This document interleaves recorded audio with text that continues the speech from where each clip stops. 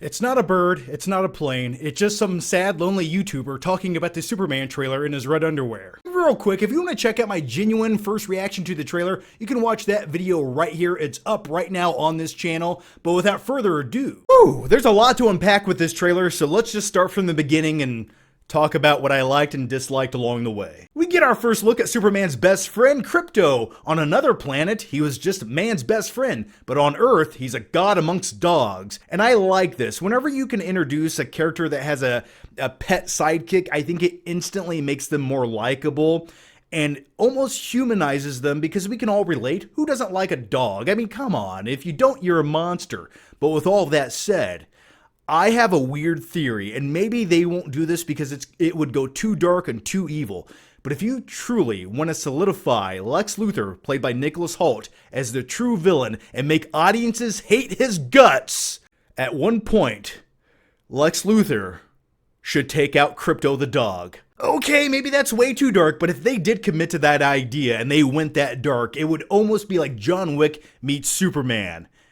And I wouldn't hate that. But on a lighter note, I'm sure there's going to be that one slow motion sequence where Krypto saves the day, because we all love to see that in a big epic movie, or at least I know I do. I don't know about you, but for me, with this current incarnation of Superman, played by David Cornsweet, I think we need a certain level of vulnerability with this character. I understand he is essentially invincible, unless you have some kryptonite to shove down his throat.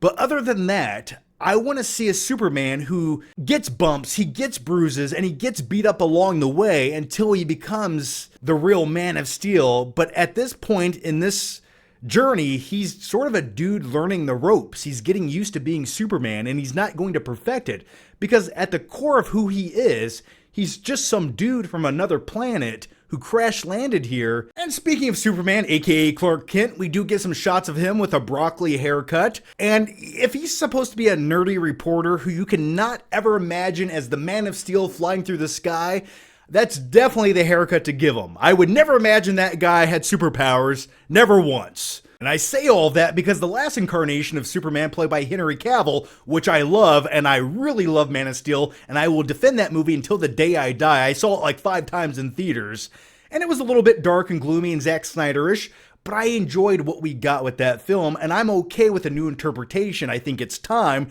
to go a bit more bright and bold and give the story some more hope and make it slightly more comic book accurate. I'm okay with all of those things. But when it came to Henry Cavill's version of Clark Kent, he just looked like sexy, muscular Henry Cavill with glasses on. And I was like, yeah, okay, it's kind of hard to pretend like that's not Superman. One other thing we get early on in this trailer is that electric guitar with the theme of Superman, and that just speaks to my soul because I am a sucker for an electric guitar, and the fact that they're sort of adding that in here, it just gives it a new vibe. And heck, maybe Superman in this movie is a fan of 1980s rock ballads. I don't know, but I really like that. Do I want to hear more of it? Absolutely. Krypto. Home. Krypto, home! I like that scene, but my biggest question is Krypto going to drag him all the way to the Fortress of Solitude or all the way back to Kent Farm? That's a long way to get dragged. I'm just saying, imagine like you're driving down the highway and you look beside you and you see a dog dragging Superman by his cape.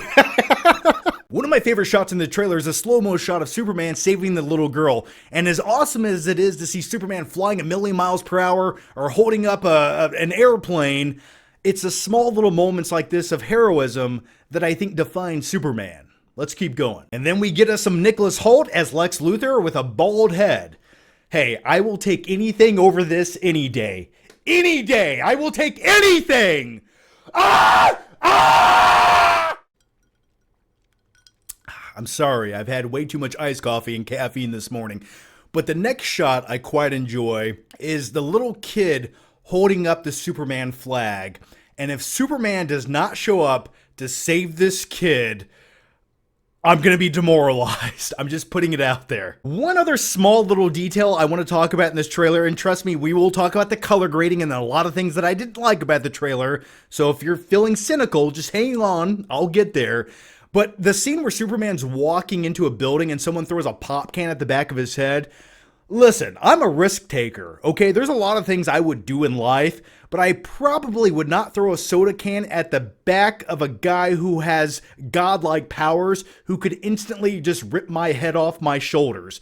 Probably wouldn't do that. Just putting it out there. And plus, why don't you recycle that can, you piece of human garbage? It's really cool seeing Nathan Fillion playing Guy Gardner, the Green Lantern, but that wig looks like they stole it from the set of Simple Jack. Am I the only one? I know, it's comic book accurate, but I have a theory that Guy Gardner probably won't be the Green Lantern very long in this movie. Just putting it out there. And then we get a quick shot of the character Hawk Girl, who I know almost absolutely nothing about. I could research the character on Wikipedia and pretend like I know what I'm talking about, but I like to be honest and real with you, so I'll just see the character in the movie and then make up my mind. But then in the next shot, because it's almost obligatory from James Gunn at this point, if he makes a comic book movie, he has to put a giant kaiju in that movie. But hey, I'm not complaining because it's visually stimulating to see Superman punch a big giant monster. And also, in all fairness to this adaptation of Superman, this is based on the Silver Age comics of Superman, which was a little bit more sci-fi. And in those comic book series, he did fight a lot of monsters along the way, or at least from what I can remember. Here's a quick shot of Superman in the Fortress of Solitude. Clearly, he's losing his robotic friend here, who I believe was a relic from planet Krypton. And then in the next clip, we get to see a shot of Mr. Terrific. I'm not super familiar with this character, but I will say this sequence right here that takes place in the desert sort of reminds me of the movie The Flash, where the entire climax of that movie takes place in a big flat desert. And the other reason that I bring up The Flash is Superman and The Flash both share the same cinematographer, and I think at times it's definitely showing, maybe for the best, maybe for the worst, but we'll talk about that in just one second. Now let's talk about the conclusion to this trailer. You see Superman soaring into the sky, but most importantly, you go back to that human element of Superman and Lois Lane looking out his apartment window as Metropolis is taken over by a giant laser beam thing in the distance, and they're holding hands. And once again, I think adding that sense of humanity to Superman is the most important element you can possibly get across in this film, and I think the trailer definitely does a good job of that. Now, here are my final flicking thoughts on the Superman trailer. I like it for the most part. I don't think it's perfect, and a lot of people are complaining about the color grading online, and for me, this sort of looks like the last few James Gunn films with Guardians of the Galaxy 3, and then you had Suicide Squad. Do I love all of the color grading? Do I think it's a little too bluey and teal in some sequences? Yes, I do. I think they should just warm it up ever so slightly because it just looks like a pre-built-in filter into some third-rate editing software that some kid making a short film to upload to YouTube would just slap on and go, doesn't that look cinematic? And you think, it kind of looks more like an Instagram filter. But I'm being a bit harsh because in other scenes, I think it looks phenomenal. And with all that said, one other thing I enjoyed watching in this trailer was we finally get to see David Cornsweet in live action with the Superman suit and the red cape flying around doing Superman stuff. And a lot of people have complaints with this suit. They say it's too loose, it's not form-fitting, and don't get me wrong, I love seeing a big muscular Superman wearing a tight blue suit that almost looks like a condom with a red cape on it.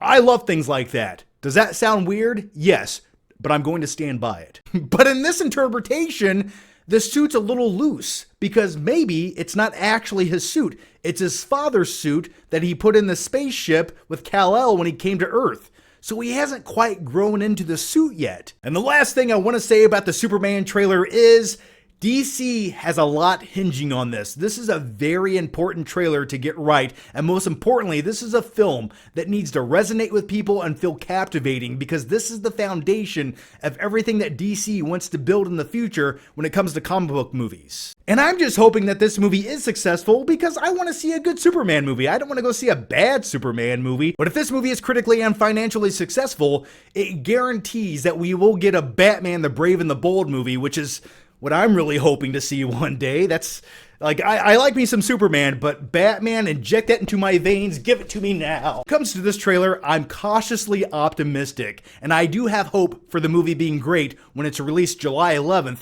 2025, and that's what Superman's all about. It's about having hope. So let's hold on to that hope until we see the movie, and if it sucks, well, I'll be the first one to let you know. But with all that said, leave your thoughts, your opinions down below. What did you like about the trailer? What did you dislike about the trailer? As always, guys, thanks for watching. Make sure you subscribe. That way I can see you next time. And one last thing before I go, if you want to see me rant about a terrible comic book movie, well, you can watch that review for Kraven the Hunter right here.